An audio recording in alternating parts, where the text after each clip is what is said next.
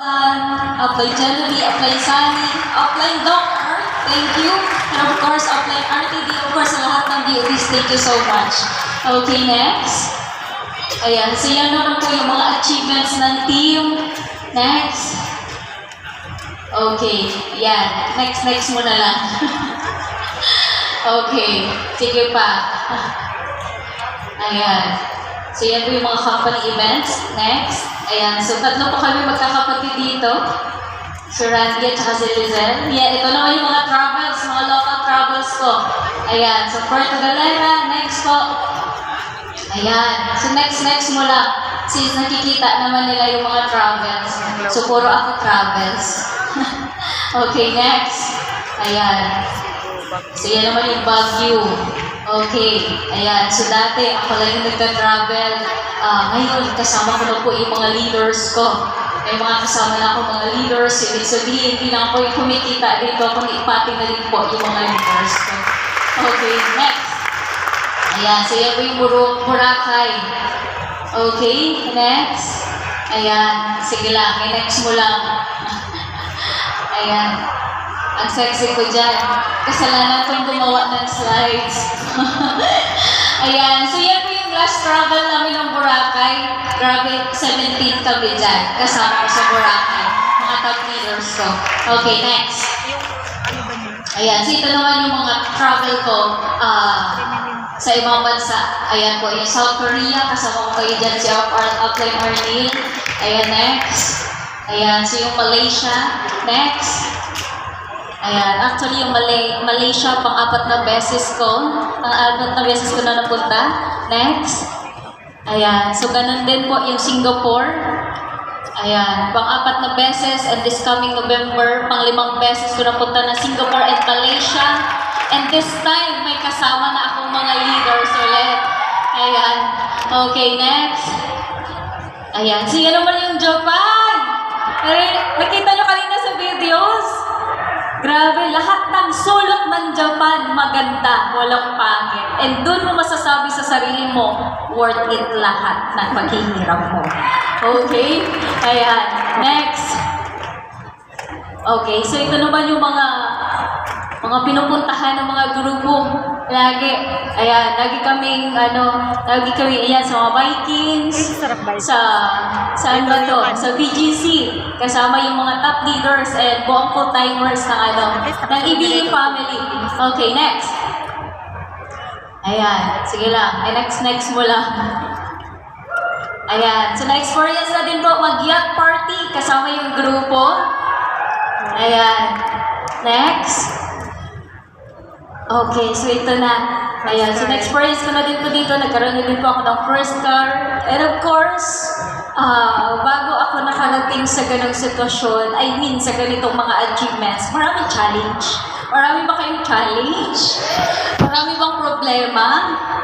Pero lahat yan, kung alam mo yung reason mo, bakit mo to gagawin, bakit mo to siya ginagawa, yun yung lagi ko sinasabi. Alam niyo yung reason mo? Para kanino at para saan?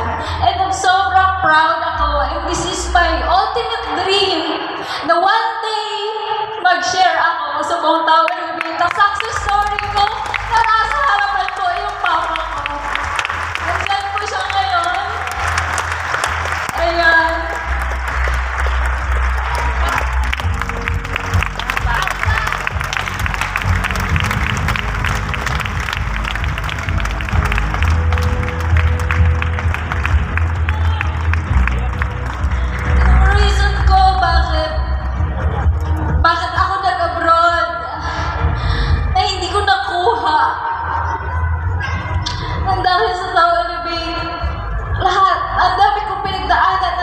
Challenge.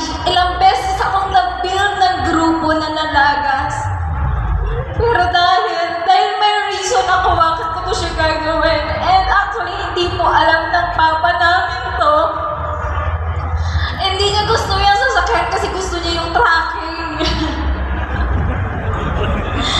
Sabi niya sa akin, anong gagawin mo dyan? Di man natin mapagpirahan yan.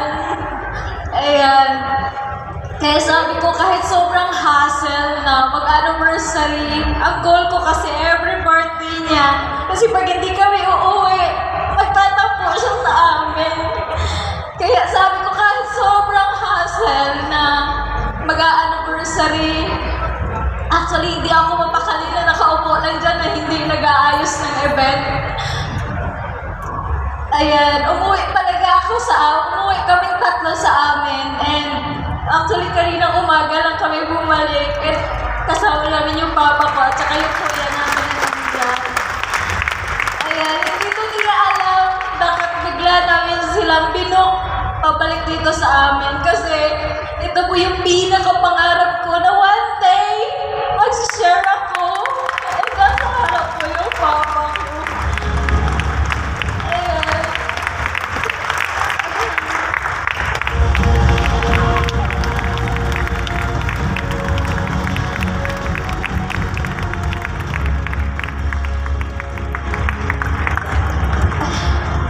Ayan, sabi ko papa ko, tama na tama.